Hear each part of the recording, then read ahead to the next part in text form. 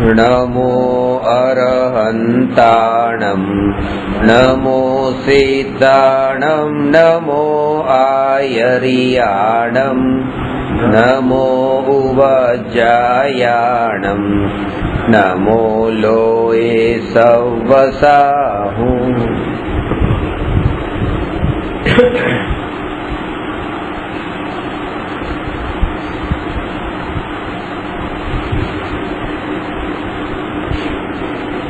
प्रश्न 280 निमित्त अकिंचित कर छे, विस्तार पूर्वक समझावो। गई काले थोड़ी चर्चा करेली। निमित्त अकिंचित कर छे एनो अर्थ शुं छे? अ अर्थात नहीं, किंचित अर्थात थोड़ू अने कर अर्थात करनारू। थोड़ू पण करनारू नथी એવું નિમિત્ત હોય છે। એટલે કે નિમિત્તમાં ઉપાદાનમાં પરિણમન કરવાની શક્તિ નથી। ઉપાદાનમાં જે પરિણમન થાય છે એ ઉપાદાનની પોતાની એ સમયની યોગ્યતાથી પરિણમન થાય છે, એ સમયની યોગ્યતાથી, અને એ સમયે તો આ નિમિત્ત કહેવામાં આવે છે। જેમ કે શનિવાર થયો છે, શનિવારે બેંકે જવું છે, પૈસા કાઢવા છે, પણ એ જે 1:45 થયા છે, 15 મિનિટની વાર છે, ટ્રાફિકમાં અટકેલા છીએ, બેંક 2 વાગે બંધ થઈ જશે અને બેંકે પહોંચ્યા 2:05 થઈ, તો થોડીક ડ્રાઈવરે જલ્દી ગાડી ચલાવી હોત તો હવે છે સોમવારે પૈસા મળશે। થોડો હું ઘરેથી વહેલા નીકળ્યો હોત તો, આ કામ મેં ગઈકાલે જ કરી લીધું હોત તો, આવા જાત જાતના વિકલ્પો ઉત્પન્ન થાય છે। અજ્ઞાનીના કલ્પના લોકમાં જ્ઞાનીને એ વિકલ્પ ઉત્પન્ન નથી થતા, કારણ કે જ્ઞાનીને એ દ્રઢતા છે કે જ્યારે એ પૈસાના પરમાણુ, પૈસા પોતે સોમવારે સવારે 11 વાગે બેંકથી ઘર સુધી આવવાના હોય તો ગમે એટલી કોશિશ કરી લઉં તો શનિવારે નથી આવવાના અને સોમવારે 11 વાગ્યાના 1 મોમેન્ટ પહેલા પણ નથી આવવાના। અને આ શ્રદ્ધાના બળે જ્ઞાનીનું જીવન નિરાકુળ હોય છે, આકુળતા રહિત હોય છે।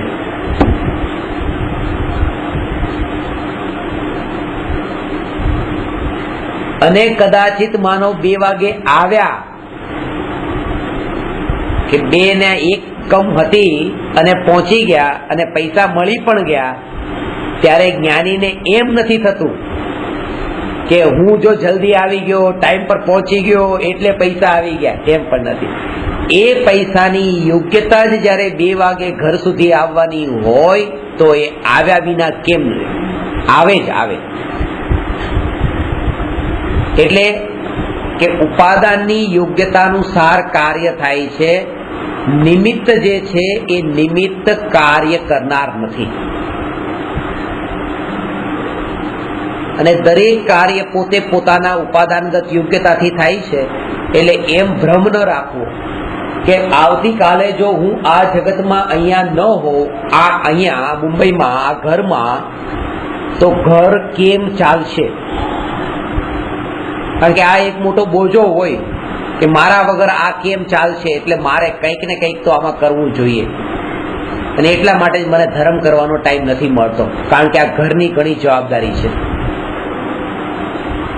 પણ જ્યારે વિચાર કરે કે આ ઘરમાં, આ પરિવારમાં મારા બાપા, એના બાપા, એના બાપા, એના બાપા, એના બાપા, આ રીતે પરંપરાથી એવી રીતે પેઢીની પેઢી એ અહીંયા હતી અને અત્યારે ગઈ, તો પણ આ ઘર ચાલે છે।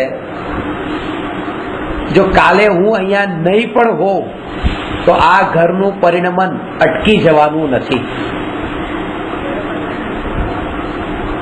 અને જેના માટે હું આ કરવા માંગુ છું કે પોતાની પાસે તો એટલું કમાઈને બેઠો છું, પણ દીકરા માટે થોડુંક મૂકીને જાઓ, એના દીકરા માટે થોડું મૂકીને જાઓ, એમ 7 પેઢીનો જે વિચાર આવે છે, ભવિષ્યનો જે વિચાર આવે છે, એને આ વાત યાદ રાખવી જોઈએ કે તમે વિચાર કરો કે તમારા પિતાનું નામ શું? હવે બાપા, એના બાપાનું નામ એ પણ બતાવશો, એના બાપાનું નામ એ બતાવશો, પછી 4-5 પેઢી આગળ જશે એટલે બંધ થઈ જશે. 7મી પેઢી જેનું નામ પણ તમને યાદ નથી, તો તમે જેનું નામ પણ યાદ રાખ્યું નથી, તો આ 7 પેઢીમાં જેના માટે તમે કમાવા માંગો છો એ તમારું નામ પણ યાદ રાખવાનો નથી, એના માટે પાપના પોટલા હું શું કામ બાંધું? એમ કરીને પરથી છૂટો પડી પોતાનામાં આવે. આ વાત પહેલા તો કે જે વસ્તુનું જેવું પરિણમન જ્યારે થવાનું હોય ત્યારે એ વસ્તુનું પરિણમન એ રૂપે થાય, અને એ વખતે એમ કહેવાય કે આ નિમિત્ત હતું. આ દ્રષ્ટાંત મેં તમને પહેલા પણ આપ્યું હશે, ફરીથી એને રિપીટ કરી દઉં. આ સત્ય ઘટના છે લીમડી ગામની. કાનજી સ્વામી ભર સભામાં બેઠા હતા અને એક મહારાજ સાહેબે, સાધુએ નહીં, એક મહારાજ સાહેબે કાનજી સ્વામીના ભર સભામાં ચશ્મા ખેંચી લીધા અને કીધું કે લ્યો હવે વાંચીને બતાવો. તમે કહો છો નિમિત્તથી જ્ઞાન થતું નથી, તો આ ચશ્મા નામનું નિમિત્ત નથી, તો વાંચીને બતાવો.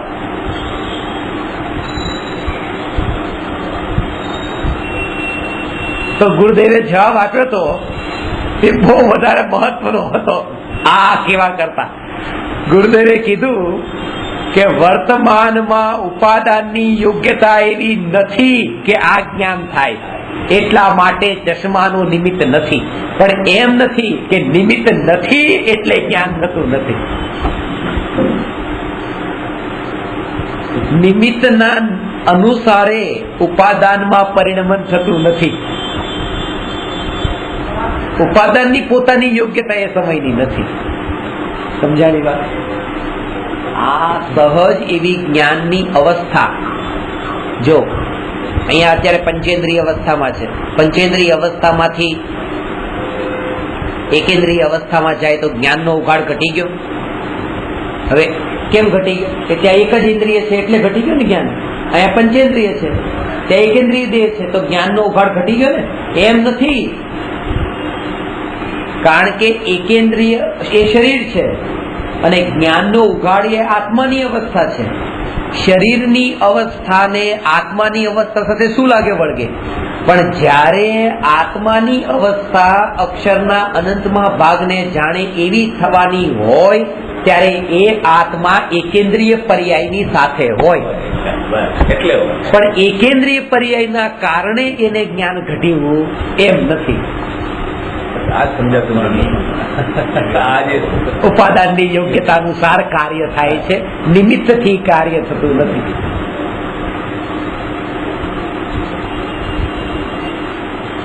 આ વાત સમજાણી વાત. તમે આટલા વખતથી અભ્યાસ કરો છો, તમારા જ્ઞાનમાં થોડો થોડો વિકાસ થાય છે. આ અભ્યાસ કરો છો એટલે વિકાસ થાય છે કે નહીં? બહુ સરસ. એનું કારણ એ છે કે જેવી ઉપાદાનની યોગ્યતા પાકે, તમે કઈ મહેનત ન કરી, જ્ઞાનનો વિકાસ થઈ ગયો, મરી ગયા, અહીંથી દેહ છૂટ્યો, નરકમાં ગયા. આ તો ઊંચી ગઈ તો પછી પાપના પોટલા બાંધ્યા તોય વિકાસ થઈ ગયો. 3 જ્ઞાન તો હોય ને, કુઅવધિ તો કુઅવધિ. કુઅવધિમાં બહુ વધારે ફરક નથી હોતો, ખાલી સમ્યક દર્શનનો જ ફરક છે. સમ્યક દ્રષ્ટિનું હોય તો અવધિ ને મિથ્યા દ્રષ્ટિનું હોય તો કુઅવધિ. બાકી જ્ઞાનની વિચારવાનું કામ જ્ઞાનનું છે અને ઊંધું ને સીધાનો ભેદ કરવાનું કામ શ્રદ્ધાનું છે.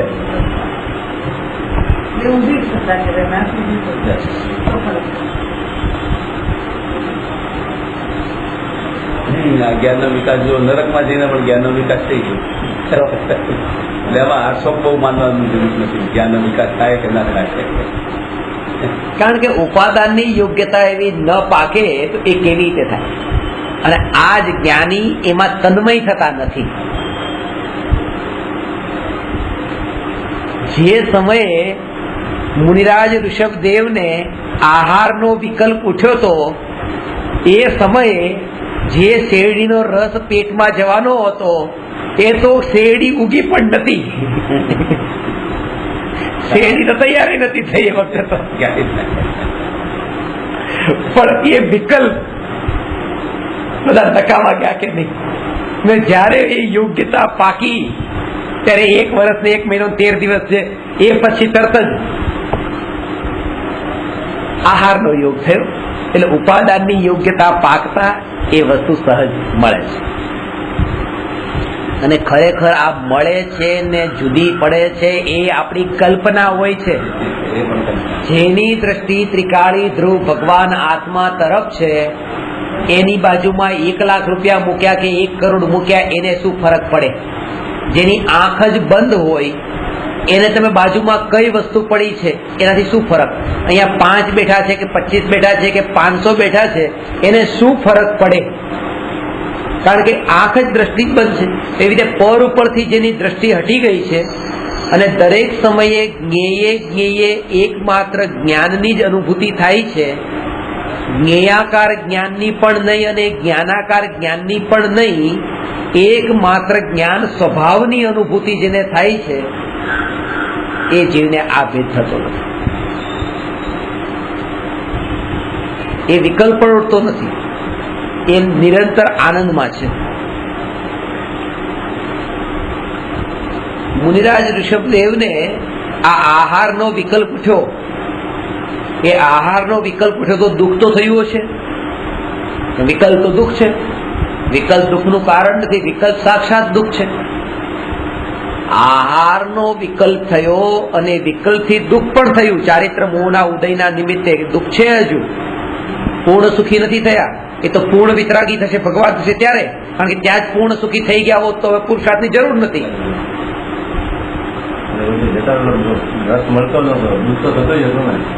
દુઃખ હોય પણ એ દુઃખમાં ફરક. અજ્ઞાનીનું દુઃખ ને એ દુઃખમાં બે આસમાન જમીનનું અંતર. પેલાને આકુળતા વાળું દુઃખ હોય, ત્યાં આકુળતા ન હોય. એ ક્યારે મળે ક્યારે મળે. આ વિકલ્પ જ દુઃખ. પણ તો એ દુઃખી કેમ નતા? કારણ કે વિકલ્પની અનુભૂતિ નથી થતી, વિકલ્પથી થવા વાળા દુઃખની પણ અનુભૂતિ નથી થતી. વિકલ્પ પણ જ્ઞેય હતું, વિકલ્પથી થવા વાળું દુઃખ પણ જ્ઞેય હતું, અનુભૂતિ જ્ઞાન માત્રની હતી. એટલા માટે જ્ઞાની સ્વભાવની જ અનુભૂતિ કરે છે. એટલે વિકાર હોવા છતાં પણ વિકારનું દુઃખ જ્ઞાનીને નથી.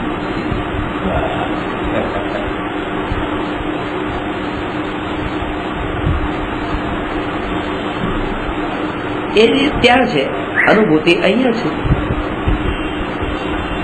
એટલે આ દ્રષ્ટિનો જોર ઉપાડ, દ્રવ્યની દ્રષ્ટિએ ઉપાડ કરો પુરુષાર્થ. આ જ્ઞાન છે જ્ઞાયક તકમાં આ જ વાત બતાવી છે કે ક્યારે પણ ઉપાડ દ્રવ્યની દ્રષ્ટિએ, પર્યાય દ્રષ્ટિએ નહીં. પર્યાયની વાત જ છોડી દો. દ્રવ્ય દ્રષ્ટિ, દ્રવ્ય દ્રષ્ટિ, દ્રવ્ય દ્રષ્ટિ. હું શુદ્ધ છું, શુદ્ધ છું, શુદ્ધ છું. આવો વિચાર તો કરી છો.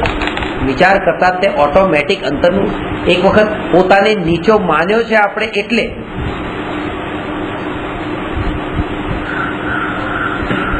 રાવણે પણ સીતાનું હરણ કર્યા પછી મંદોદરીને શું કીધું હતું? પર સ્ત્રીનું હરણ કરીને લઈ આવ્યા હતા.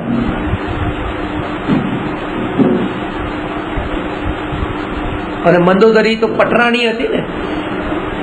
મંદોદરીને ખબર છે કે સીતાનું હરણ કરીને લાવ્યા છે અને સીતાની ઈચ્છા નથી તેમ છતાંય લઈ આવ્યા છે.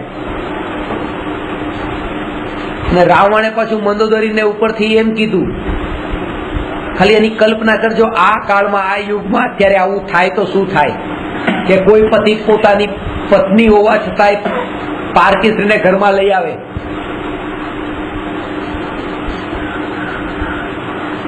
અને રાવણે કીધું આજથી મારું ખાવા પીવાનું બંધ, હું મરી જવાનો છું, થોડા દિવસનો મહેમાન છું. મંદોદરી કહે છે કે આવું કેમ કહો છો? પણ આ સીતા જો મને સ્વીકારવા તૈયાર નથી, એ મને નહીં સ્વીકારે તો હું બધું છોડી દેવાનો છું. મારા થોડા દિવસ બાકી છે બસ. હવે તો કે આવું નહીં બોલો નાથ, આવું નહીં બોલો. તો તો કે ન બોલું, તો એક કામ કર, તું સીતાને મારા માટે મનાવી લે. એક પટરાડીને પારકી સ્ત્રીને મનાવવાનું કામ મળ્યું, એ પોતાના પતિ માટે. કેવું કામ હતું! આજની તારીખમાં આવું થાય તો પેલા બાંદ્રાની કોર્ટમાં મળે ને છૂટાછેડા માટે, કે આવું કહો છો મને. અને મંદોદરીએ એ કામ કર્યું. સીતાજીની પાસે જઈને કીધું કે માની જાઓ, નહીં તો મારા નાથ હવે આવું કે છે ને હવે અમને. સીતા તો માનવા તૈયાર નતા. કેવી રીતે માને? સતી જો હતા. પાછા આવ્યા, રાવણને કીધું કે નાથ, મેં તો સીતાજીને ઘણા મનાવ્યા પણ સીતા તો માનવા તૈયાર નથી. ઠીક છે, તો કઈ નહીં, ખાવા પીવા તૈયાર નથી, હું તો થોડા દિવસ તો પાછું મહેમાન. એની વાત ચાલુ કરતી હતી પાછી. ત્યાં મંદોદરીને એવો વિચાર આવ્યો કે એક કામ કરો ને નાથ, કે જયારે તમે સીતાનું હરણ કર્યું હતું ને ત્યારે રૂપ ધારણ કરીને ગયા હતા, અલગ રૂપ બદલી લીધું હતું. તો એક કામ કરો, સીતા તો અત્યારે બેઠા બેઠા શું કે છે? રામ રામ રામ જ કહે છે. તમે રામનું રૂપ ધારણ કરો, સીતા મળી જાય. સીધી વાત છે, રૂપ બદલી નાખો. ત્યારે રાવણ કહે છે કે મેં રામનું રૂપ કેટલી વાર ધારણ કર્યું, પણ જેવું રામનું રૂપ ધારણ કર્યું તો પરસ્ત્રી માટેનો ભાવ જ નીકળી ગયો. એ ભાવ જ ન રહ્યો મને. કહેવાનો અર્થ એક વાર ખાલી માનો હું પરમાત્મા છું, ભાવ બધા નીકળી જશે. ખાલી નાટક કર્યું હતું એને, તો રામનું નાટક. ખાલી એક વાર નાટક તો કરો, હું પરમાત્મા, હું પરમાત્મા, હું પોતે પરમાત્મા, હું પોતે પરમાત્મા. આત્મા છે એ જ પરમાત્મા છે, આત્મા છે એ જ પરમાત્મા છે, આત્મા છે એ જ પરમાત્મા છે. એટલો એક નિર્ણય એક ભાઈને કીધું, આત્મા છે એ જ પરમાત્મા છે. આમાં સમયસારમાં લખ્યું છે, સમયસારમાં લખ્યું છે, મેં બતાવ્યું પણ જો આત્મા છે એ જ પરમાત્મા. આમાં લખ્યું છે આત્મા છે એ જ પરમાત્મા છે. પણ હું તો સુરેશભાઈ છું, હું ક્યાં પરમાત્મા? ક્યાં ભૂલ કરી પાછી? દ્રવ્ય દ્રષ્ટિથી શરૂઆત કરો. હું આત્મા, આ સુરેશભાઈ તે હું નહીં, રમેશભાઈ તે હું નહીં, આ હું નહીં, હું આત્મા, હું આત્મા, હું આત્મા, હું આત્મા. અને એનામાં તમે એવા તન્મય થાવ કે શરીરની અપેક્ષા, પરની અપેક્ષા છૂટતી જાય. તરત જ જાગૃતિ, એલર્ટનેસ. ઘર વિખેર વિખેર હાર્ડવેર બધી આમ પડેલી છે, આડું ઓળું ઘર પડેલું છે, અને અચાનક મહેમાન આવી ગયા, અરે કેવું લાગશે, કેવું લાગશે, કેવું લાગશે. કેટલા કેટલા ભાવ કરી દીધા. આ શરીરનું નામ, પુષ્પાબેન નું ઘર આવું હતું, કેવું લાગશે લોકોને, કેવું લાગશે. આ પુષ્પાબેન તે હું નહીં, હવે જે લોકોને કેવું હોય કે હું ભગવાન આત્મા હું. તરત જ દ્રવ્ય ઉપરનું જોર એવું આવે કે આ પર્યાયની દ્રષ્ટિ છૂટે તો બધી નિંદા, ટીકા, પ્રશંસા, આ બધા વાક્યો એ જ્ઞેય માત્રની કેટેગરીમાં રહે છે, પરની કેટેગરીમાં રહે છે, જ્ઞાનમાં મળતા નથી. અહીંયા જે અનુભૂતિ એ જ્ઞાન માત્રની જ અનુભૂતિ છે, એવી જે દરેક સમયની સ્પર્શના કરે છે, એવા જ્ઞાનીને પર પ્રભાવિત કરતું નથી. પર ન હોય તો પણ અને પર હોય તો પણ, આ કોઈ વસ્તુ અહીંયા હોય કે કોઈ ન હોય, ન હોવાનું નામ અભાવ. કોઈ વસ્તુના અભાવમાં કે અને હોવાનું નામ પ્રભાવ. કોઈ વસ્તુના અભાવમાં કે કોઈ વસ્તુના પ્રભાવમાં તમે નહીં આવો જો તમે પોતાના સ્વભાવમાં સ્થિર હશો તો. ન હોવું એ અભાવ છે અને એનું હોવું એ એનો પ્રભાવ છે. પણ જો તમે સ્વભાવમાં છો, તમને અભાવ પણ ખબર નથી ને પ્રભાવની પણ ખબર નથી. આ અભાવ અને સ્વભાવ એ જ્ઞેય છે. અભાવ અને પ્રભાવ એ જ્ઞેય છે અને સ્વભાવ એ જ્ઞાન છે. જ્ઞાનની સ્પર્શના જે કરે છે એ જ્ઞેયથી છૂટો પડી જાય.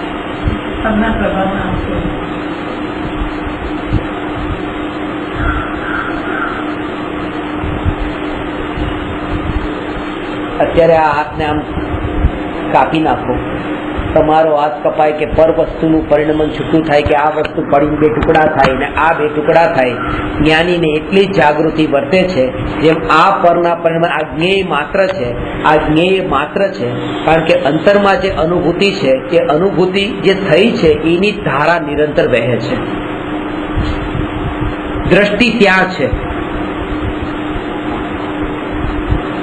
અનુભવ જેનો થયો છે ને એ.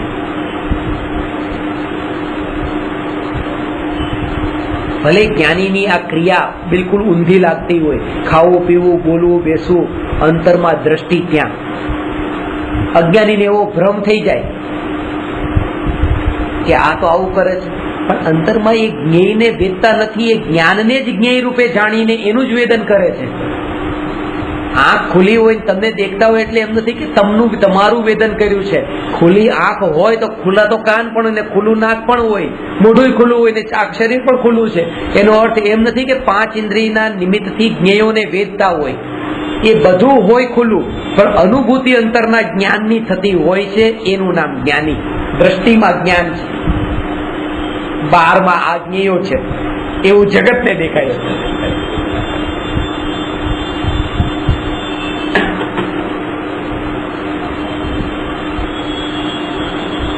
હરિદ્વારની મસ્જિદમાં નમાજ પડ્યા પહેલા તે મુસલમાન નમાજ પડ્યા પહેલા એ ગંગા નદી વહે છે. ગંગા નદીમાં એ તો નમાજ પડ્યા પહેલા મોઢું ધોયા વગર નમાજ પડે નહીં, હાથ પગ મોઢું ધોઈ નાખે.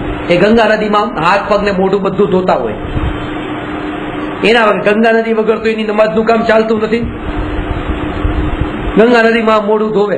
હવે હું તમને બતાવું છું કે જયારે મુસલમાન ગંગા નદીમાં પાણી નાખે છે પોતાના મોઢા પર, ત્યારે જે બીજા હિન્દુ એ મોઢા પર પાણી નાખે એમાં જે ભાવ એને આવતો છે હિન્દુને, એ આ મુસલમાનને આવતો છે. રંચ માત્ર પણ નહીં. ક્રિયા કેવી છે? લોકો એમ માને જો મુસલમાને ગંગા નદી, પણ એની દ્રષ્ટિમાં તો અલ્લાહ જ છે. ક્રિયા ભલે ગંગા નદીની ચાલતી હોય પણ દ્રષ્ટિમાં અલ્લાહ છે. બે ઓપોઝિટ છે, એક અલ્લાહ ને એક આ ગંગા નદી.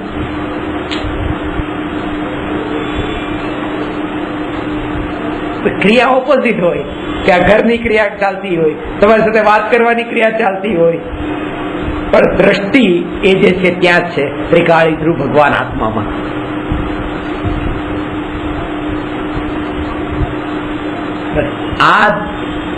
આ વાત તમને અત્યારે હું બતાવી દઉં છું.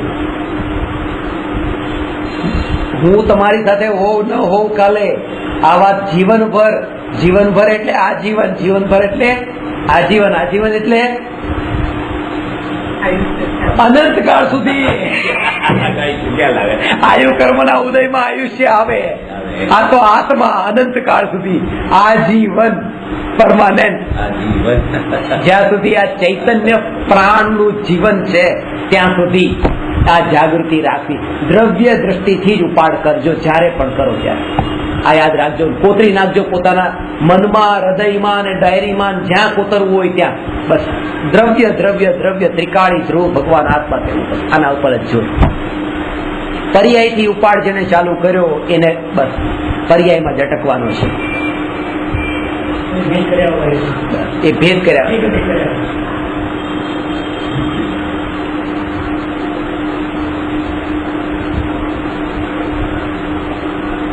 આયુષ્ય ઓછું છે કે લાંબુ છે? પરમાનન્ટ જો.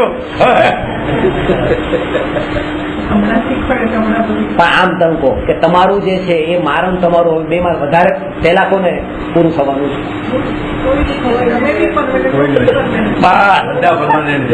નહીં તો કે મારા તો 80 થયા જલ્દી જવાનું, એમ નથી. આત્મા અનાદિ અનંત છે અને હું આત્મા છું. આ ચામડું તે હું નથી, માંસ તે હું નથી, લોહી તે હું નથી, હું ત્રિકાળી ધ્રુવ ભગવાન આત્મા.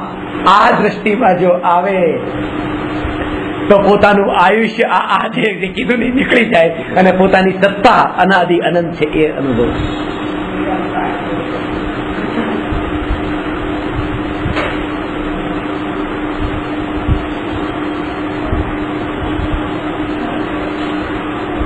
ગઈકાલે એક બેન ના 70 વર્ષ પૂરા થયા તો બર્થડે માં 70 વર્ષ. મેં તો તમારા 70 પૂરા થઈ ગયા?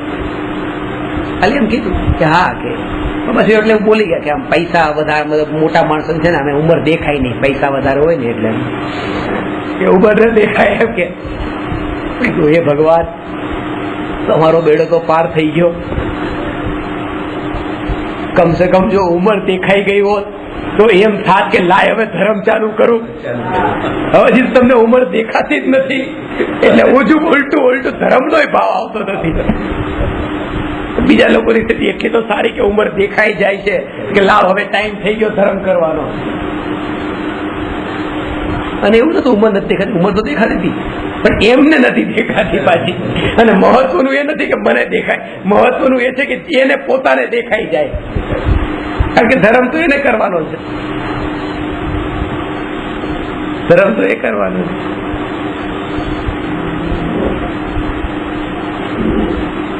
દિવસ બદલાય ક્યારે? રાત્રે 12 વાગે. મેં એમને આ વાત કીધી અને એ જ વાત મેં આમાં લખી છે. રાત્રે 12 વાગે એટલે દિવસ બદલાઈ જાય, गुरुवार शुक्रवार थी जाए. 12 बज जाने का मतलब है दिन बदल जाना. और लोक में भी ऐसा कहते हैं तुम्हारे 12 बजने वाले हैं. 12 बजने का मतलब ये है कि ये जीवन छूटने वाला है और नया जीवन मिलने वाला है. मैंने 12 बजने वाले हैं तुम्हारे, और तुम्हारे 12 बज जाए उससे पहले एक आत्मा का अनुभव कर लो.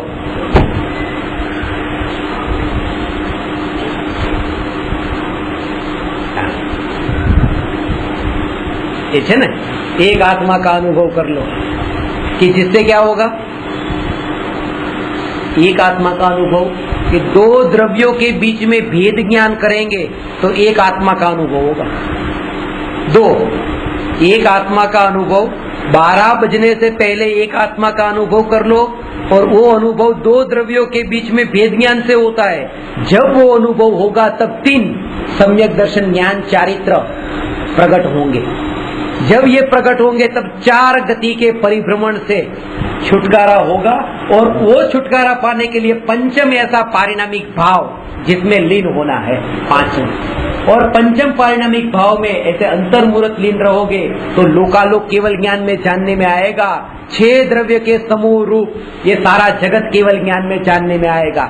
तब यह आत्मा मध्य लोक से ऊर्ध्व लोक तक 7 राजू का अंतर पार करके सिद्धशिला पर विराजमान होगा. मगर वो भी तभी होगा जब 8 कर्म का नाश होगा, और जब वो सिद्धशिला पर विराजमान होगा तब 9 देवताओं में पूजा जाएगा, तब 10 दिशाओं में उसकी कांति फैलेगी. अब ऐसा समझ लो कि 11 बज चुके हैं, 1 घंटा बाकी है, इसलिए 12 बजने से पहले एक आत्मा का अनुभव करना. ગઈકાલે પરમ દિવસે લખ્યું છે, કે ઘડિયાળ આમ લાગે તરત જાગૃતિ રહી. કેટલા વાગ્યા? કે 8 વાગ્યા. 8 કર્મ નો નાશ કરવાનો છે. કેટલા વાગ્યા? 7 વાગ્યા. 7 રાજુ પાર કરવાના છે.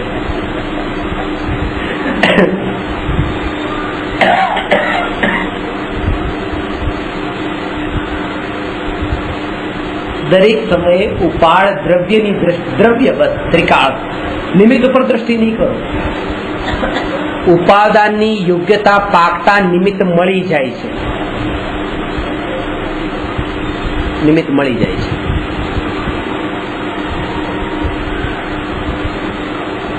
તમને ભાવલિંગી સાધુનો યોગ થયો કે હજી નથી થયો? અત્યાર તો નથી થયો. કેમ નથી થયો?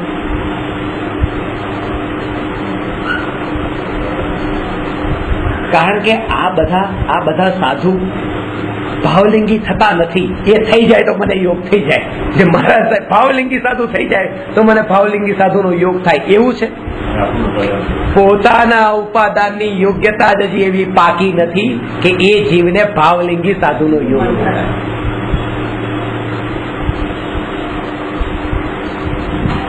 એટલે જે જોતા આ સાધુ આવા છે, આવા છે, એવું કે ને, એટલે હું એને ખાલી એક વાર એટલી કહી દઉં કે ભાઈ તું આટલો બધો સારો છો તો તું આ કાળમાં આવી ભૂમિ પર શું કામ જન્મ્યો? તારાય કઈક એવા ઉપાદાનના યોગ્યતા વાળા એવા કઈક હશે કે નહીં કે જેના કારણે તને આવ્યા યોગમાં તારે રહેવું પડે છે? ભલે તને ખબર છે કે ભાવલિંગી સાધુનું આ સ્વરૂપ નથી, તેમ છતાંય તારે એની વચ્ચે રહેવું પડે છે, તો તારું કઈ હશે જ નહીં એમાં કે તારું જ પોતાનું ઉપાદાન એવું છે હજુ કે ના? પણ આ ખોટું તો ખોટું, ભાવલિંગી એ જ ભાવલિંગી. બે બીજી વાત સાચી છે. એટલે મેં ક્ષણિકના બોધમાં આ વાક્ય ખાસ લખ્યો છે. આખો એનો સાર એ છે, જે ઉદ્દેશ્ય હતો એ બુકનો,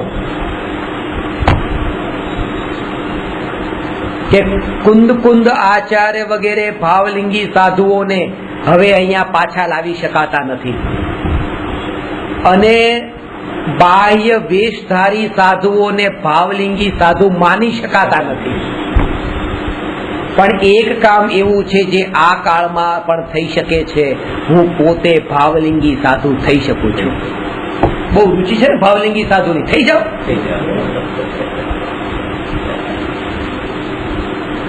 અને આ તમારા હાથમાં છે, કારણ કે ભાવલિંગી સાધુનો યોગ થવો એ પુણ્યના ઉદયથી થાય છે, અને ભાવલિંગી સાધુ થવું એ પુરુષાર્થથી થાય છે. પેલો ઉદય તો આવે ને ન પણ આવે, એમાં આપણા હાથમાં નથી, પણ પુરુષાર્થ તો આપણા હાથમાં છે.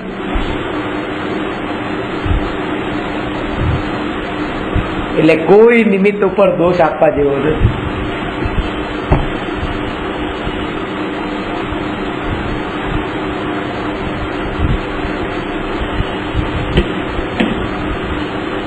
ઉપાદાનની યોગ્યતા, નિમિત્ત હાર્ટ સ્પેશિયલિસ્ટ 400 ઓપરેશન કરેલા કાર્ડિયોલોજીસ્ટે, અને એ રીતે 400 ઓપરેશન બ્રિજગેન્ડીમાન બધા સક્સેસફુલ કરવા વાળા હાર્ટ સ્પેશિયલિસ્ટ, એમને પણ ગાડીમાં હાર્ટ એટેક આવી ગયો, ત્યાં જ ગુજરી ગયા. આનો મતલબ શું? કે જે નિમિત્તો હતું ને ડોક્ટર પોતે, જે 400 ને સારા કરવા વાળા,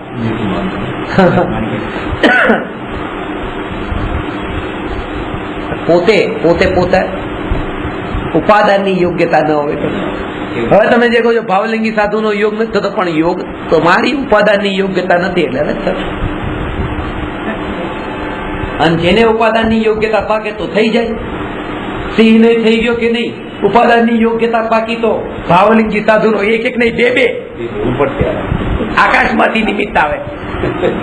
આકાશમાં ચારણ ધારી મુનિરાજો સિંહ ને મહાવીર ભગવાન જયારે 10મા ભવે સિંહ હતા ત્યારે ઉપદેશ આપવા માટે આવે છે.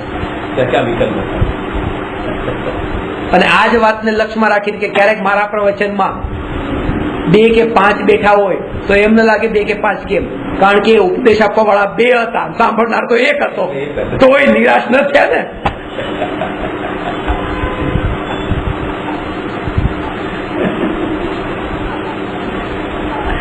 આ વાત એવી છે કે એ જાણતા હતા કે આ એકની જ ઉપાદાન યોગ્યતા છે, તો એકને જ મળે, બધાને કેમ મળે? આ તો જે જીવ આ અંતરની સ્પર્શના કરીને આ વાત તમે સમજજો કે જે જીવની એ એવી અંદરની યોગ્યતા જેવી નથી. બાકી કીડા મકોડા અહીંયા જતા હોય, માણસો અહીંયા હારતા ફરતા હોય, તમારા ઘરના એ બધા ત્યાં ઘરમાં બેઠા હોય, પણ આ વાત, આ ન્યાયકની વાત, આ જે જીવની આ યોગ્યતા પાકી એને કાને પડે, નહીં તો કાનમાં આ વાત ન પડે. એના માટે ઉપાદાનની યોગ્યતા જોઈએ. અનુભવ તો થાય ત્યારે થાય, કાનમાં પડવા માટે ઉપાદાનની યોગ્યતા જોઈએ.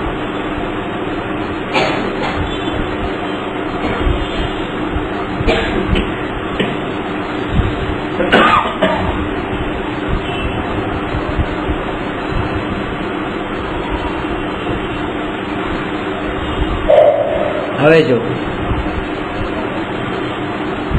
આત્મામાં પરના નિમિત્તે રાગાદી ભાવ ઉત્પન્ન થાય છે,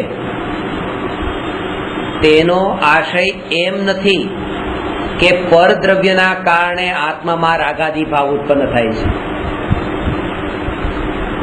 રાગાદી ભાવને આત્માનો સ્વભાવ ન માની લેવાય, તેના માટે પરના નિમિત્તથી શબ્દનો પ્રયોગ કર્યો છે.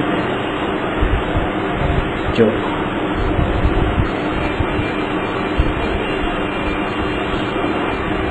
સીધી વાત છે કે મીઠાઈ બહુ સરસ હતી એટલે રાગ થયો, મીઠાઈ સારી ન હોત તો રાગ ન થાત, એટલે મીઠાઈના કારણે મને રાગ થયો. આટલી સરસ ગાડી છે તો ગાડીને જોઈને રાગ તો થાય કે બહુ સરસ છે, નેચરલ થઈ જાય. એ જે નેચરલ લાગે છે ને એને અહીંયા કહે છે કે એ વસ્તુએ વિકારને ઉત્પન્ન નથી કર્યો.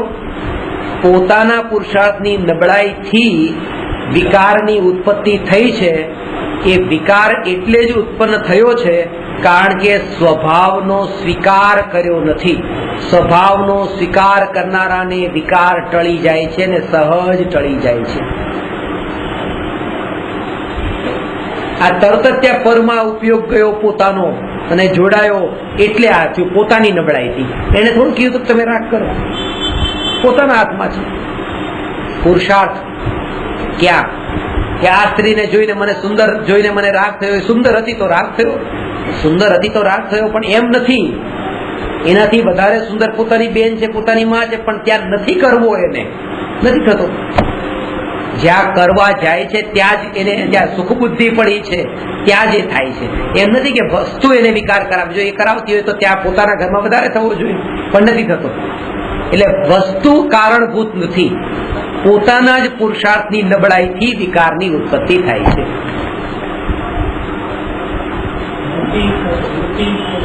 હા,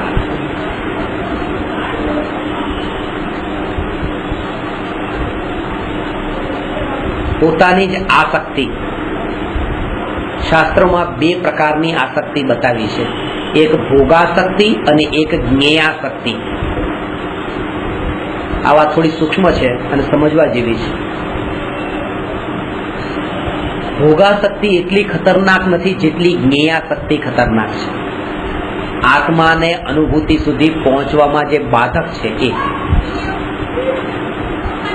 આ ભોગાસક્તિ, જ્ઞેયાસક્તિ. ભોગાસક્તિ એટલે ભોગવવાની આસક્તિ. જ્ઞેયાસક્તિ એટલે ભોગવવાની આસક્તિ નહીં, પણ જાણવાની આસક્તિ. જાણવાની આસક્તિ. અને જેના માટે ટોડરમલજીએ કીધું છે કે વ્યક્તને દેખીને અવ્યક્તને જાણવાની આ આસક્તિ. કેવું હશે, આ કેવું હશે, આ કેવું હશે, આ જાણવાની. મીઠાઈ તો ટેબલ પર પડેલી જોઈ, પણ આ મીઠાઈ કેવી મીઠી હશે, કઈ દુકાનની હશે, આ જાણવાની. કઈ ખાવી નથી મારે, તોય તે આ જે જાણવાની ઉત્કંઠા, આજ્ઞા.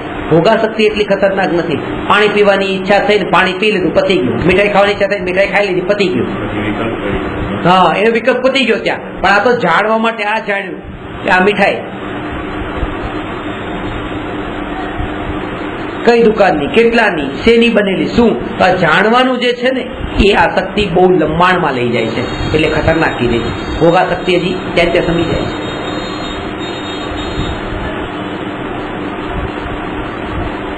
વ્યક્તને દેખીને અવ્યક્તને જાણવાની ઉત્કંઠા થાય છે.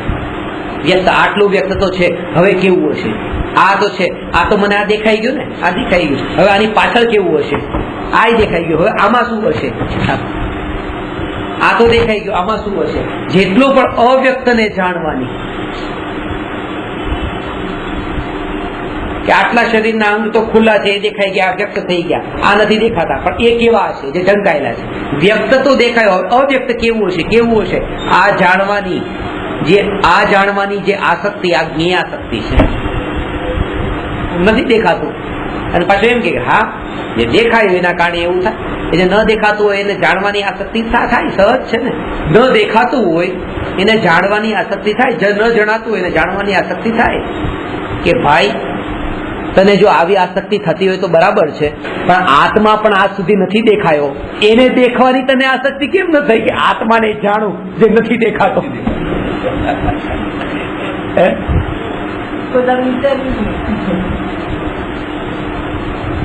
ત્યારે પછી આ જ કારણ આવે છે કે ભોગાશક્તિ સહિતની જે જ્ઞેયાશક્તિ છે એ આત્મા સુધી પહોંચવા નથી જવા દેતી.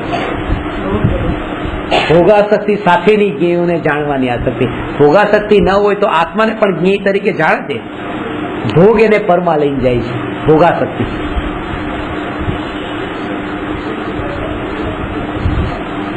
જ્ઞાન વ્યક્ત છે, જ્ઞાનથી જ જ્ઞાયક સુધી પહોંચવાનું છે. જ્ઞાનથી જ્ઞાયક સુધી જવાનું નથી. આમાં બધામાં એક વાત શબ્દો પર ખાસ જોર આપ્યું છે, અને અમુક પ્રકરણ તમને ટીક કરીને આપીશ. નિત્ય પાઠ, નિત્યક્રમ બનાવવાનો છે તમારે. રોજ સવારે ઉઠીને રાત્રે સૂતી વખતે 2 ટાઈમ તો નિયમથી 4-5 પાના છે, રોજ વાંચવાના છે. નિત્યક્રમ.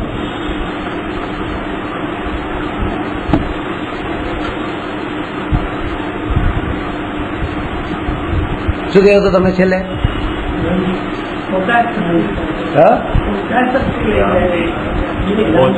હા, જ્ઞાનથી જ્ઞાયક સુધી પહોંચવાનું છે, જવાનું નથી. પહોંચવાનો મતલબ પ્રાપ્તિ છે, જવાનો મતલબ પ્રાપ્તિ નથી. એ જ અંતર છે. આ બુદ્ધમ શરણમ ગચ્છામી અને અર્હંતે શરણમ પવજ્જામી. ત્યાં એમ કીધું બુદ્ધના શરણમાં જાઉં છું, અને અહીંયા કીધું અરિહંતને શરણને પામું છું, પવજ્જામી. કે જવા વાળો જે હોય જરૂરી નથી એ પામે, કારણ કે અધવચ્ચે જ રસ્તામાં બેસી જાય. જવા વાળો હોય જરૂરી નથી કે પામે, અધવચ્ચેથી બીજા રસ્તે જતો રહે. જાય તો છે પણ પામે એ જરૂરી નથી. એટલે ત્યાં તો બુદ્ધમ શરણમ ગચ્છામી એટલે અહીંથી જાઉં છું. અને આપણે કીધું અરહંતે શરણમ પવજ્જામી, ત્યાં પહોંચવું. એટલે જ્ઞાનથી જ્ઞાયક સુધી જવાનું નથી, જ્ઞાનથી જ્ઞાયક સુધી પહોંચવાનું છે. આ અંતર છે. આમ જોઈ એ સરખું જ છે. ત્યાં ગચ્છામી પવજ્જામી, એમાં ભગવાન જરા ભગવાન છે. બંને અંતર બતાવે છે કેટલા ઊંચા નીચે છે. આજે જે છે ને આમનો કેવી ઊંચી આમ કે ભાઈ એક જ કાળમાં આ શબ્દ જેને કીધો આ શબ્દ જેને કીધું બંને કેટલો અંતર, પરિણતિની કેટલી અંતર, નિર્મલતા છે. પોતાને એવા માને છે, એવા માને છે. અને ખરેખર બે સાચા છે, કારણ કે આ ખાલી જાય જ છે, એ પામે નહીં. અને પેલા પામ્યા છે.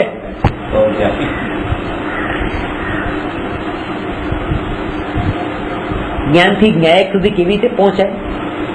કે જ્ઞાનમાં તો તમે છો જ. આજે અનુભવ થઈ રહ્યો છે જ્ઞાનનો જ છે. હવે આજે જ્ઞાનનો અનુભવ થઈ રહ્યો છે, એમાં જ્ઞાનનો વિકલ્પ છોડી દો તો એ જ જ્ઞાયક છે.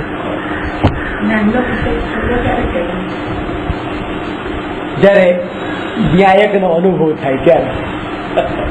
કેમ તમને કહું, કારણ કે આવું નથી બતાવી શકતો એટલે મારે આવું ખેલ લેવું પડે. બીજું શું કહું, એ થશે ત્યારે ખબર પડે. હું ગુજરાતમાં છું, હવે મારે ગુજરાતથી ભારત સુધી પહોંચવું છે. ગુજરાત એક અંગ છે ને ભારતનું. જ્ઞાન એક જ્ઞાયકનું એક અંશ છે. જ્ઞાનથી જ્ઞાયક સુધી પહોંચવાનું છે. તો ગુજરાતમાં છું, આ વિકલ્પને છોડી દઉં તો પછી હું ભારતમાં છું. ભારતમાં જવાનું ક્યાં છે? એ જ ભારત છે. આ ખાલી ગુજરાત વાળો વિકલ્પ છોડી દેવાનો હતો તો એ જ ભારત. આ જ્ઞાનની અનુભૂતિ એ જ જ્ઞાયકની અનુભૂતિ છે, પણ એના માટે જે આ જ્ઞાનનો પણ વિકલ્પ છોડી દે છે, એને ક્યાંય બીજે જવાનું નથી, જ્ઞાયક પાસે.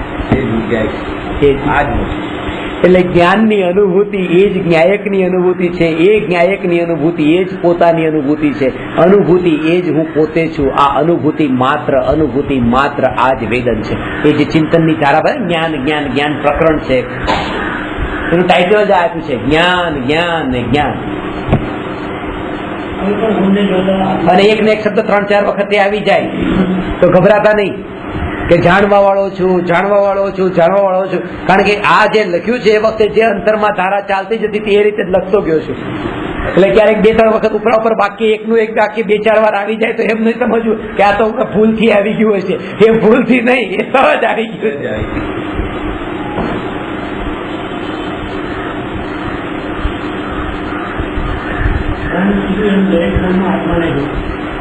હા, દરેકે દરેક ગુણમાં આત્માને જોઈ. પણ દરેકે દરેક ગુણ વેદનમાં નથી આવતા, એ જ્ઞાન વેદનમાં આવે છે. એટલા માટે જ્ઞાનથી જ્ઞાયક સુધી પહોંચવાનું. એ ભેદ પાડો જ નહીં. એ છોકરાની આંગળી પકડી છે, હવે એ ભેદ નહીં પાડો કે મેં તો આંગળી પકડી છે, છોકરો થોડો પકડ્યો છે. આંગળી પકડી, એ છોકરો પકડમાં આવી ગયો. પછી આ જ્ઞાનનું પકડમાં આવવું એટલે જ જ્ઞાયક પકડમાં આવી ગયો. એ વિકલ્પ નથી કરવાનો કે આ તો જ્ઞાન પકડ્યું, જ્ઞાયક ક્યાં પકડ્યો. આ જ જ્ઞાન એ જ્ઞાયક છે, એનાથી જુદું નથી. જ્ઞાન એ જ જ્ઞાયક છે. એ તમને અભ્યાસ કરવા માટે કીધું, આનો અભ્યાસ કરો. અપૂર્વ અવસરમાં છે ને અનુભવ માત્ર રહ્યું છે જ્ઞાન, એ જે અનુભૂતિ માત્ર જે જ્ઞાન રહી ગયું છે ત્યાં શાંત થઈ ગયો, ત્યાં શાંત થઈ ગયો.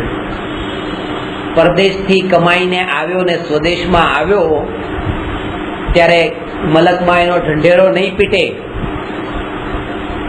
કે આટલું કમાયો, નહીં તો ઇન્કમ ટેક્સ વાળા આવી જાય. બેસી ગયો, બસ હવે બોલવાનું બંધ થઈ ગયું. એ જેમ પરથી જે સ્વઘરમાં પ્રવેશ્યો અને જે અંતરમાં અતિન્દ્રિય આનંદને જે પોતે પ્રગટ્યો એને હવે કેવા પણ નહીં, હવે અંદરમાં સમાઈ ગયો. આનો અર્થ છે કે અનુભવ માત્ર રહ્યું જ્ઞાન. હવે અનંત કાળ સુધી એ મૌન થઈ ગયો.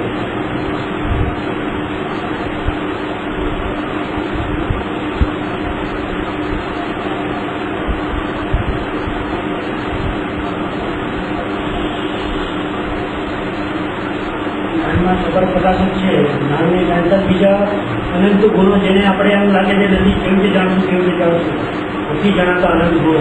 એકલું જ્ઞાન, જ્ઞાન ને જ્ઞાન. આત્માનો સ્વભાવ કેવો છે? સ્વપ્રકાશક છે કે પરપ્રકાશક છે? સ્વપ્રકાશક, પરપ્રકાશક, આ બંને જ્ઞેય અને જ્ઞેયોના ભેદ, ને જ્ઞેયોના ભેદને લીધે જ્ઞાનમાં ભેદ માલુમ થવાનું નામ વિકલ્પ. દીવો પોતાને પ્રકાશિત કરે કે બીજાને પ્રકાશિત કરે? દીવો એટલે શું? જે પોતાને પ્રકાશિત કરે એ દીવો, અને જે બીજાને પ્રકાશિત કરે એ દીવો. એ નહીં, પ્રકાશવાન માત્ર તે દીવો. પ્રકાશવાન. આ બે ભેદમાં નથી જવાનું. આમાં એક વાક્ય એ છે કે તમે બાળપોથી ભણી છે કે નહીં? ખાલી બાળપોથીમાં અમારા નાના નાના વિદ્યાર્થીઓ પહેલો પાઠ જે વાંચે છે બાળપોથીનો કે હું જીવ છું, મારામાં જ્ઞાન છે અને હું મારા જ્ઞાનથી જ્ઞાન મારો ગુણ છે અને જાણવું એ મારી પર્યાય છે. જાણવું પર્યાય છે, સ્વને જાણવું પર્યાય છે કે પરને જાણવું પર્યાય? જાણવું. તારો છોકરો એ વાત જાણે કે જાણવું એ પર્યાય છે. જાણવું જાણવું જાણવું. હવે આમાં મારે ક્યાં વિકલ્પ? તો એક ભાઈ મને કહ્યું તમે છોકરા જેવી જ વાતો કરો, મોટા જેવી વાતો નથી કરતા. સારું, હું છોકરો સારો ચલે, મને મંજૂર છે, મારે મોટા નથી થવું, મારે મોટો વિદ્વાન નથી બનવું. કીધું હું આમાં જ બનો. જ્ઞાન જ્ઞાન જ્ઞાન, જાણવું તે પર્યાય, જાણવું.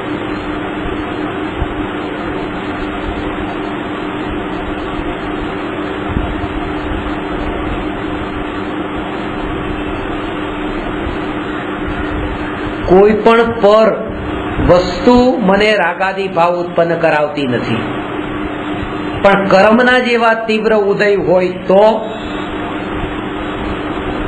રાગાદી ભાવ થાય કે ન થાય? કર્મના ઉદય તે પૂતગલનું પરિણમન છે ને રાગાદી ભાવ એ જીવના ચારિત્ર ગુણની પર્યાય છે. બે દ્રવ્ય વચ્ચે અત્યંતા ભાવ છે. તેથી કર્મના ઉદય પણ રાગાદી ભાવનું કારણ નથી. તો આ રાગ થયો એ કે તો કેવળ જ્ઞાનમાં અનાદિકાળથી જણાયેલો જ હતો એ થયો છે એમ પણ નથી, કારણ કે કેવળ જ્ઞાનના આધારે પણ આ રાગ થયો એમ નથી. કેવળ જ્ઞાન રાગ રાગ કેવળ જ્ઞાન એ પર આત્માની પર્યાય છે. આ રાગ એ મારી પોતાની વિકારી પર્યાય છે. એ કેવળ જ્ઞાનની પર્યાય, એ જ્ઞાન ગુણની શુદ્ધ પર્યાય છે. રાગ એ ચારિત્ર ગુણની પોતાની અશુદ્ધ પર્યાય છે. આ એકબીજાનો કરતા કેવી રીતે? વર્તમાન ઉપાદાન ગત યોગ્યતાથી વર્તમાનમાં રાગાદી ભાવ થાય છે ત્યારે અજ્ઞાની આ બધા બાહ્ય સંયોગોને કરતા માને છે, આ કરતા માનવા વાળી જે માન્યતા છે આનું નામ જ મિથ્યાત્વ છે.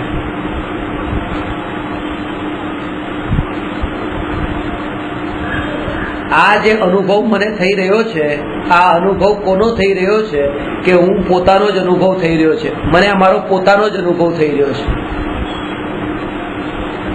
પણ મને દરેક સમયે એમ લાગે અને માનું કે આ તમારો અનુભવ થઈ રહ્યો છે, આ અનુભવ તમારો થઈ રહ્યો છે, આ અનુભવ તમારો થઈ રહ્યો છે. આપણને એમ લાગે મેં તમને જાણ્યા, તમને જાણ્યા, તમને જાણ્યા, તમને જાણ્યા, આને જાણ્યું, આને જાણ્યું. ખરેખર એને જાણ્યું છે? ખરેખર તો પોતે પોતાને જાણ્યું.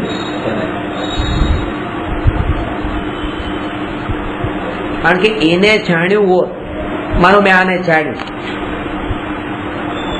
અને મેં માન્યું કે મેં આને જાણ્યું, તો હકીકત એમ હતી કે મેં એને જાણ્યું અને મેં માન્યું પણ એમ કે મેં એને જાણ્યું. તો જેવી હકીકત એવું માન્યું ને, તો આનું નામ શું છે? જેવું હોય એવું માનવાનું નામ સમ્યક દર્શન. તો સમ્યક દ્રષ્ટિ થઈ ગયો, એમ માનવું પડે. પણ મિથ્યા દ્રષ્ટિ કેમ કહેવાય છે? કે જાણતો હોય છે એ પોતાને જ અને માને છે એમ કે હું પરને જાણું છું. આવી મિથ્યા માન્યતાના કારણે મિથ્યા દ્રષ્ટિ કહેવાય છે. અનુભવ નિરંતર કરે છે પોતાનો અને માને છે એમ કે પરનો અનુભવ કરું છું. આવું જે જુદાપણું, ઊંધાપણું, આનું નામ મિથ્યાત્વ છે. અને આ મિથ્યાત્વ ખરું મિથ્યાત્વ છે. ઘરને મારું માનવું, છોકરાને મારા માનવા, એ તો બહુ દૂર. આ જ્ઞાનની અનુભૂતિને જ એ જ્ઞેયની અનુભૂતિ માને છે, આ મિથ્યાત્વ છે. જ્ઞાનની અનુભૂતિ એ જ્ઞાનની અનુભૂતિ છે. પાણીની અનુભૂતિને ગ્લાસની અનુભૂતિ માને છે. આ ભૂલ. કારણ કે આકાર ગ્લાસ જેવો હતો ને પાણીનો, એટલે. અને આવું સહજ થઈ જાય, કારણ કે પાણી જેવો આકાર, પાણીનો આકાર જોયો એટલે ગ્લાસ વચ્ચે આવે જ તેને. એટલા માટે જ કીધું કે જ્ઞેયના આકારને જોવાનું નથી, એમ જ્ઞાનના આકારને દ્રષ્ટિમાં લેવાનું નથી. જ્ઞાન સ્વભાવની વાત કરી છે.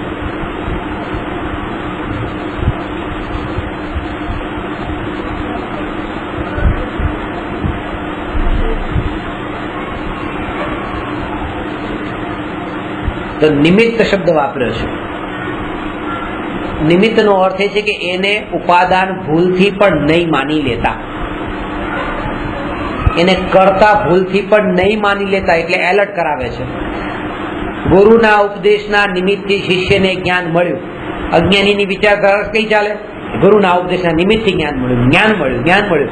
વાત એ હતી કે આ જ્ઞાન મળ્યું એમાં ગુરુને કરતા નહીં માનતા, કારણ કે આગળ નિમિત્ત લખ્યું છે, એના માટે નિમિત્ત શબ્દનો પ્રયોગ થાય છે. આ માને છે કે કરતા માનવા માટે થતો હશે, કારણ કે નિમિત્ત બતાવ્યું ને. કર્મના ઉદયના નિમિત્તથી રાગ દ્વેષ થાય છે, એનો મતલબ કર્મના ઉદયને રાગ દ્વેષનો કરતા નહીં માનતા.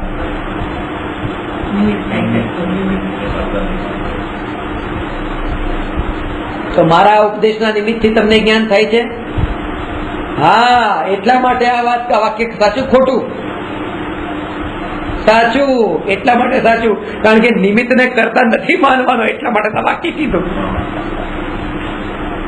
નિમિત્ત શબ્દ લખ્યો ને આગળ કે મારા ઉપદેશના નિમિત્તથી જ્ઞાન થાય છે, એનો મતલબ જ્ઞાન થવામાં તમે નિમિત્ત છો, એટલે તમે કરતા નથી. ઉપાદાન મારું છે, નિમિત્ત આવે એટલે એમાં માનવ ઉત્પાદનની યોગતાથી થાય છે. હા, ઉપાદાન છે.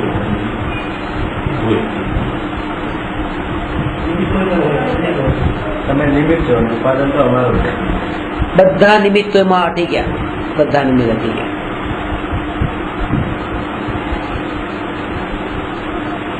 પ્રેરક નિમિત્ત, ઉદાસીન નિમિત્ત, અંતરંગ નિમિત્ત, બહિરંગ નિમિત્ત, નિમિત્તના જે ભેદ. આ જ્ઞાન પ્રાપ્ત થયું, ચલો મારા આ ઉપદેશના નિમિત્તથી થયું, એ વાત કીધી, પણ કરતા તો એ નથી. પણ તમે ઘરથી અહીંયા સુધી આવ્યા તો થયું ને, ભલે મેં નથી આપ્યું. જ્ઞાન પ્રાપ્ત થયું, પણ એમાં એ કારણ બન્યું કે નહીં? ઘરથી અહીંયા આવવાનું એ પણ નિમિત્ત. જેમ આ નિમિત્ત એમ એ પણ નિમિત્ત. અંતરંગ નિમિત્તને નિયમરૂપ છે. હા? અંતરંગ નિમિત્ત નિયમરૂપ છે. છે ક્યાંય આમાં દુનિયાવીમાં એટલું એ જ છે કે જે નિયમ રૂપ છે એ પણ જયારે કરતા નથી તો જે નિયમ રૂપ ન હોય એ કરતા કેવી રીતે હોય? સમજાણી વાત કે જયારે મને ક્રોધનો ભાવ આવે ત્યારે ચારિત્ર મોહનો ઉદય તો નિમિત્ત હોય ને હોય, પણ તમે હોવું જરૂરી નથી, કોઈ બીજું પણ હોય. તમે હોવું જરૂરી નથી, કોઈ બીજા હોય. તો જે હોય ને હોય નિમિત્ત એ પણ જયારે કરતા નથી આ રાગ ને ક્રોધના ભાવનો, તો તમે પછી કરતા કેવી રીતે બનો? હા,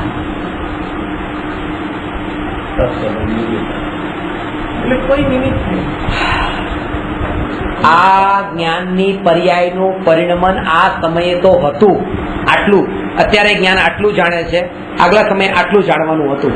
જ્યારે આ સમય વીત્યો અને આ સમય આવ્યો ત્યારે જે આ હતું તે ઓલરેડી એ પર્યાયમાં પડેલું એ તમને ત્યાં વ્યક્ત ખબર પડી, અનુભવમાં આવ્યું. બાકી એ નવું નથી થયું, એ હતું એ ત્યાં પ્રગટ થયું.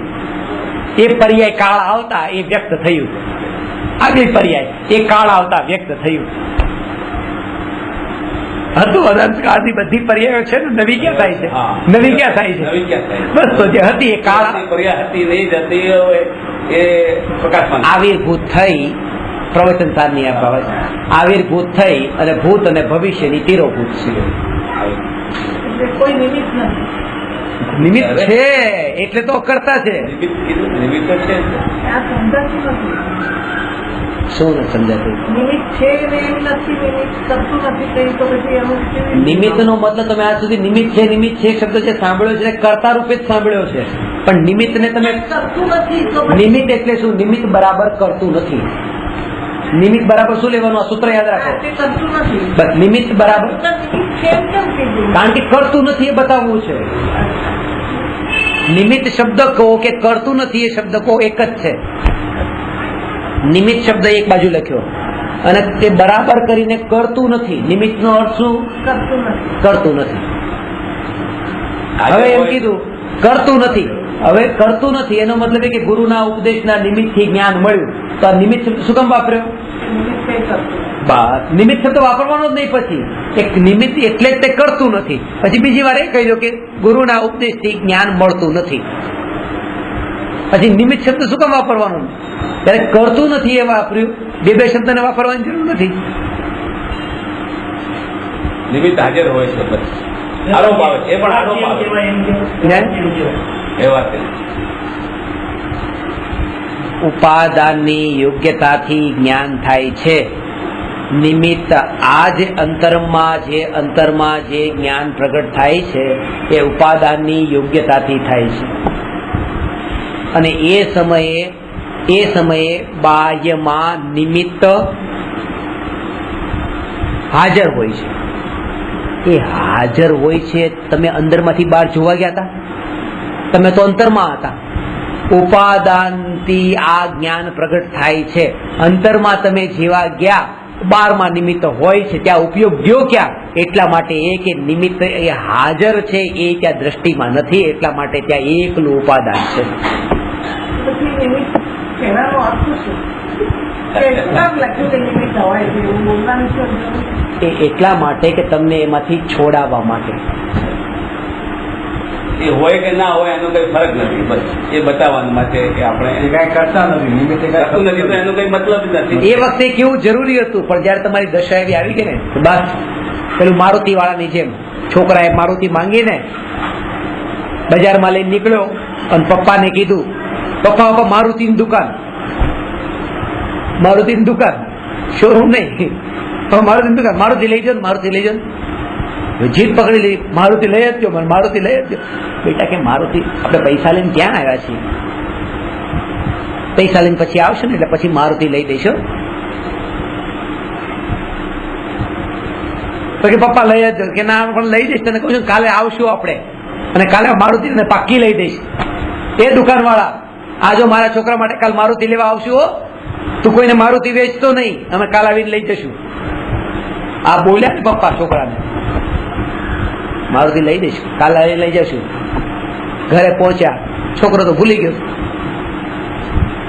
બીજા દિવસે સવાર પડી એટલે મારુતિ યાદ આવી. ઉઠ્યો, પપ્પા પપ્પા પેલી મારુતિ લેવા જવાનું છે આપણે. ખબરદાર જો કે મારુતિનું નામ લીધું તો મારી તોડ નાખી. કે તમે તો કીધું તું મારુતિ લેવા જવાનું છે. કે એટલા માટે કીધું તું મારા રસ્તા વચ્ચે તમાશો નતો કરવો. તો ત્યારે જે કીધું હતું ને કે મારુતિ લઈ લઈશ એ વાત હતી, અને અત્યારે કે મારુતિ નથી લેવાની, ઊંધી વાત કેમ કરો છો? એ વાત એ જગ્યાએ કેવી જરૂરી હતી, કારણ કે તું એ જગ્યા ઉપર હતો. અત્યારે હવે જો કાંઈ બોલ્યો તો મારી તોડ નાખી. અત્યારે આ વાત બરાબર છે, એ વખતે એ વાક્ય બરાબર હતું. તો એ કે જયારે એમ કીધું કે આ નિમિત્ત હાજર હોય છે, નિમિત્તની હાજરી હોય છે, એ પ્રાથમિક ભૂમિકામાં આમ કહેવાય. જયારે અંતરમાં ઊંડો ઉતરે ત્યારે પેલા બધા વાક્ય બંધ. હવે ખબરદાર જોઈ નામ લીધું તો નિમિત્તનું.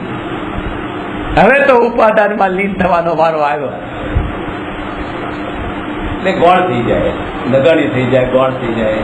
કારણ કે એ વખતે તમે એકલા નતા, આખું ટોળું હતું, બધાની વચ્ચે તમાશો નતો કરવો.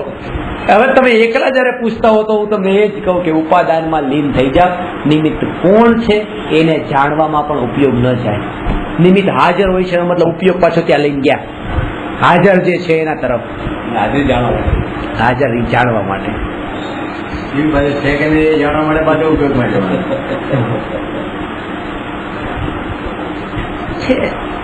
છે. આ છે નો મતલબ હજી શું? નિમિત્ત છે એનો મતલબ એ કે જે ઉપાદાનમાં રસ નથી જાગ્યો. પોતાના ઉપાદાનની સમ્યક દર્શનની યોગ્યતા પાકે તો સાચા દેવશાસ્ત્ર ગુરુનું નિમિત્ત હોય. પણ એ હોય એ જકાર છે જેના ઉપર જોર એ વાતને બતાવે છે કે આ ઉપાદાન દ્રષ્ટિ હટી જે અંતરમાં સ્થિર થાય છે એના માટે આ ઉપાદાન જ અનુભવમાં આવે છે, નિમિત્ત અનુભવમાં પણ આવે છે.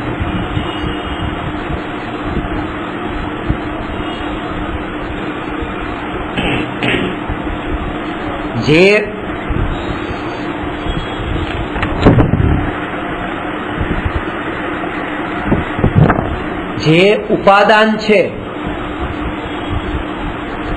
અને જે નિમિત્ત છે આ બે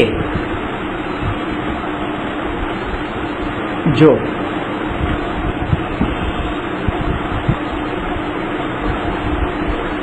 માટી નિમિત્ત છે કે ઉપાદાન છે? માટી નિમિત્ત કે ઉપાદાન?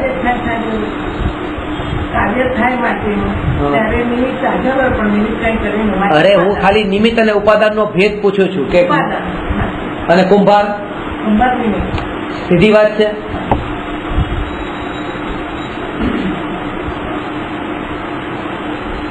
આ બરાબર નથી. કાર્ય થાય ત્યારે પણ પેલા તમારે એ પૂછવાનું કે કાર્ય શું થયું. કાર્ય શું થયું? જો માટીમાંથી માટલું બન્યું તો માટી ઉપાદાન છે અને કુંભાર નો હાથ નિમિત્ત છે. પણ જો કુંભારનો હાથ ઘસાયો એ કાર્ય લો તો હાથ ઉપાદાન છે અને આ માટી નિમિત્ત છે. એટલે જે નિમિત્ત હોય છે એ ઉપાદાન પણ હોય છે પોતાના માટે, અને જે ઉપાદાન હોય છે એ બીજાના માટે નિમિત્ત પણ હોય છે. સમજાણી વાત?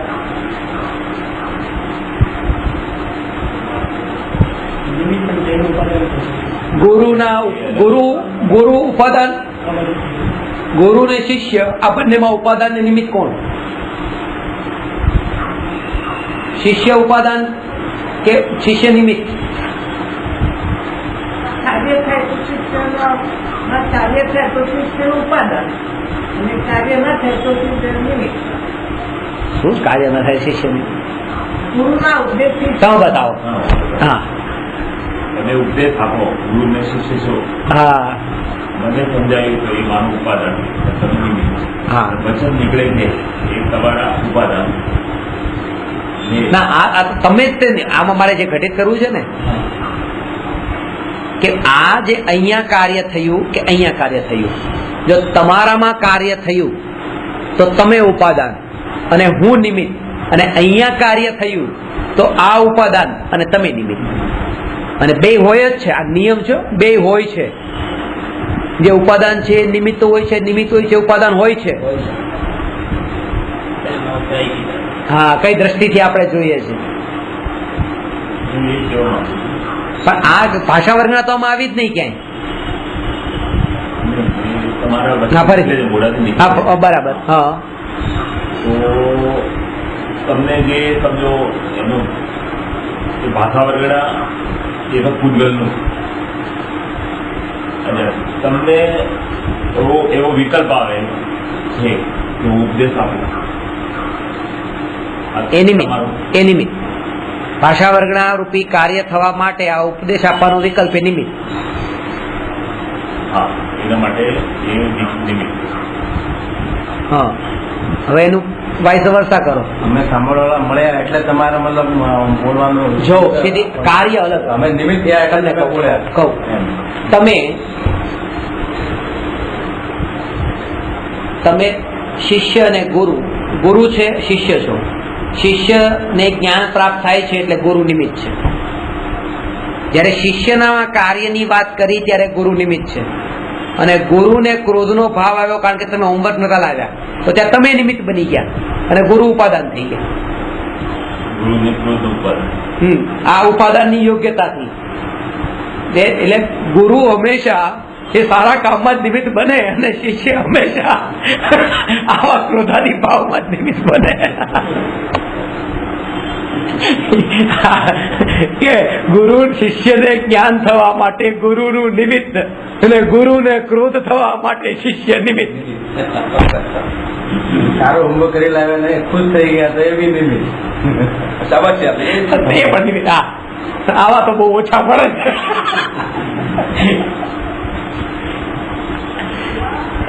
એને પેલા તમે લીધું એમાં કે નિમિત્ત ઉપરથી દૃષ્ટિ છોડાવો. હા, બસ એને પેલા બસ આ વાત કે તમે કોઈ પણ વસ્તુમાં નિમિત્ત કહીને એ વસ્તુને પાછું જળમૂળથી ટાળી નહીં દો.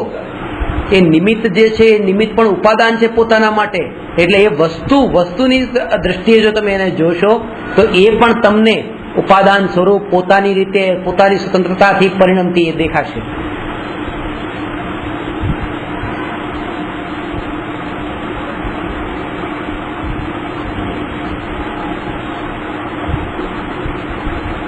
એક સમયમાં બધા આ કાર્ય ઉપાદાન થતા હોય એટલે એના ઉપર નિમિત્તનો આરોપ આવે કે નિમિત્તથી કામ થયું.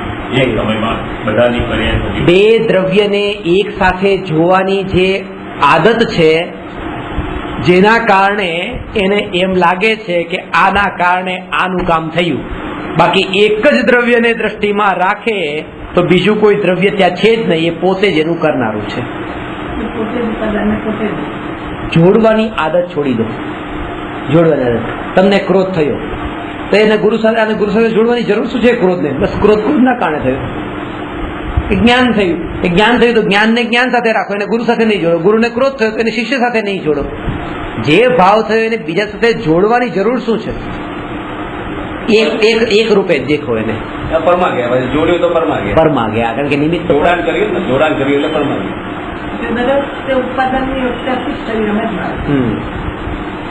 દરેક કાર્ય પોતાની ઉપાદાનની યોગ્યતાથી થાય છે. આમાં નિમિત્ત હાજર હોય. એ હાજર હોય કે ના હોય એનાથી આપણે કઈ લેવા, આપણો લેવો આ કામ થયું. શિષ્ય ગલતી કરી એટલે ક્રોધ આવે ને, નિમિત્ત થયું હોય. એક વસ્તુની એવી સ્વતંત્રતા છે. રસ્તામાં જતા હતા તમારા ગાડીમાં ટાયરમાં પંચર થઈ ગયું, તમારે જવું તો એક ખાસ કામ માટે કોઈને વસ્તુ આપવા જતા હતા. પંચર પડ્યું, આના કારણે તમારે રહેવું પડ્યું ને અટકીને. એમ નહીં, આ બધાને અહીંયા આ સમયે ઉભું રહેવાનું હતું. આખું શરીર અને આખું આ ગાડી બધું જ આ સમયે તો અહીંયા. અને તરત તમે પછી ફોન કરીને તમારા દીકરાને બોલાવ, બેટા વસ્તુ આપવા જવાનું છે, એક કામ કરે અહીં આવી જાય, વસ્તુ લઈ જા, કારણ કે હું તો વાર લાગશે. દીકરો આવ્યો 5 મિનિટ પછી વસ્તુ પહોંચી ગઈ. હવે એટલી જ વસ્તુને જવાની યોગ્યતા પાકી, બાકી બધું તો અહીંયા જ પડ્યું છે પાછું. આ જેની યોગ્યતા પાકે એ જ જાય. જેની યોગ્યતા અયોગ્યતા, એક પરમાણુની એવી સ્વતંત્રતા છે. ઘણી વાર એવું થાય છે બે રસ્તા હોય ને અહીંથી જવું કઈથી જવું, હવે રસ્તો ઓટોમેટિક ક્યારેક એવું હોય છે કે બીજા રસ્તે પણ જવાય ઓટોમેટિક. એવું થઈ જાય. એ વખતે મને થાય છે આ વાક્ય યાદ આવે છે કે આ બધા પરમાણુનો અહીંયા મેલ થવાનો અને આ રીતે જવાનું. એ વખતે આ વાક્ય જરૂરથી આ દિમાગમાં આવે છે.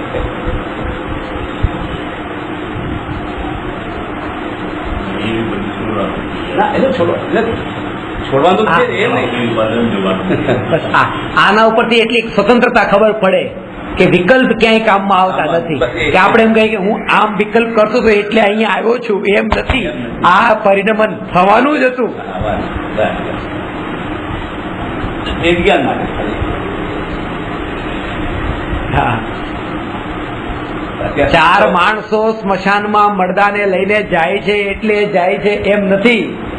એ મરદાના ઉપાદાનની યોગ્યતાથી જાય છે અને 4 માણસોની ઉપાદાનની યોગ્યતા છે એટલે એ જાય છે. પણ કે એ ન જાત તો આ મળદું ન જાત ને કે નહીં, એમ નથી. એ ન જાત તો મળદું ન જાત એમ નહીં. કારણ કે અત્યારે પણ મળદું જઈ રહ્યું છે એ પોતાના ઉપાદાનની યોગ્યતાથી જઈ રહ્યું છે. તો તમે ક્યારે એવું જોયું છે કે મળદું આમનામ પોતાની યોગ્યતાથી ચાલવા લાગે? કોઈ મળદા જોયા છે આજ સુધી? જ્ઞાની કે છે અમે તો શરીરને આત્માથી જુદો જ જોઈએ છે, આ મળદું છે અને આ બધા મળદા પોતાની યોગ્યતાથી આમનામ ચાલી જ રહ્યા છે. કોઈ 4 માણસ લઈને નથી જતા. આ મળદું જ છે ને, આત્માથી જુદું એટલે મળદું, અને આત્મા તો એનાથી જુદો, શરીર આત્માથી જુદું. જો આ મળદા એની યોગ્યતાથી જાય તો એવા એકાદ 2 મળદા શું કામ ન જાય? આટલું ભેદ વિજ્ઞાન આ શરીરને જુએ તો શરીરને મળદું જોશે. કેમ મળદું દેખ્યું? કારણ કે આત્મા, આ શરીર અને આ આત્મા, આ બંનેનું મિક્સ, આ મનુષ્ય પર્યાય. હવે શરીર ને આત્માને જુદું કર્યું કે આ આત્મા ને આ શરીર. હવે આત્મા ને શરીર જુદા જોયા ને, તો આ એકલું શરીર જોયું ને આત્માથી જુદું, તો હવે શું જોયું? મળદું. અને હવે આ આત્મા, તો આત્માને શરીરથી જુદો જોયો ને, તો શરીર વગરનો આત્મા એટલે શું? સિદ્ધ ભગવાન પરમાત્મા. એટલે જ્ઞાની દરેક શરીરને મળદું અને દરેક જીવને સિદ્ધ પરમાત્મા દેખે છે. કારણ કે ભેદ વિજ્ઞાનના ફળમાં આવું જ જણાય છે. એટલે બધા ભગવાન આત્મા છે. બધા ભગવાન આત્મા છે. હવે તમે સમજ્યા? અને બધા તે મળતા છે, બધા મળતા છે, બધા ભગવાન, બધા ભગવાન છે. કારણ કે જુદા જાણો કથન, આ કથન થી બધું ભગવાન ને બદલાવ બધા થઈ ગયા. ભગવાન સાથે તો ખાલી ભગવાન ही थे, आप नहीं थे. सबके पास दोनों हो गए ना, शरीर और आत्मा. मगर वो दोनों अलग अलग हो गए. शरीर और आत्मा को फिर एक मान देखने का ही नहीं है ना. एक आत्मा को ही जब देखा तब तो वो सिद्ध भगवान में और ये आत्मा में तो कोई फर्क रहा ही नहीं. जब तक देखते हैं दोनों को साथ में, तो वहां सिद्ध भगवान के बाजू में भी बहुत सारी चीज है, उनको साथ में देखेंगे तो भगवान भी अपन को कोई किसी वस्तु के साथ में मिले हुए नजर में आएंगे. सिद्धशिला भी है तो वो भी साथ में नजर में आएगी. अलग करीने जो अपनी दृष्टि जोड़ीने જોવાની થયેલી છે. એટલે ભેદ વિજ્ઞાન ભેગા રૂપે જોવાની છે. એક ક્ષેત્ર પર બેઠીને મળદું ને આત્મા એક ક્ષેત્ર કે હા, એક પ્રદેશ. હા, બંનેના કાર્ય અલગ છે, બંનેના લક્ષણ અલગ છે. લક્ષણ ભેદથી અત્યારે તો હું જુદા કરી પણ ન શકું, આ બેને જુદા કેમ કરાય? પણ लक्षण भेद से वो समझ में आता है. वो श्रीखंड खाया तो शक्कर और दही दोनों को अलग तो कर ही नहीं सकते. ये जान सकते हैं इसमें जो मीठापना है वह शक्कर है और जो खट्टापना है वो दही है. ऐसे ही इस देह में आत्मा है, शरीर दोनों ही है, मिक्सचर. जो वेदन, जो अनुभव हो रहा है, जो फीलिंग्स हो रहे हैं, वो ज्ञान, वो आत्मा है. और ये जो पुद्गल वो पर है. આવું ભેદ જ્ઞાન કરી શકાય.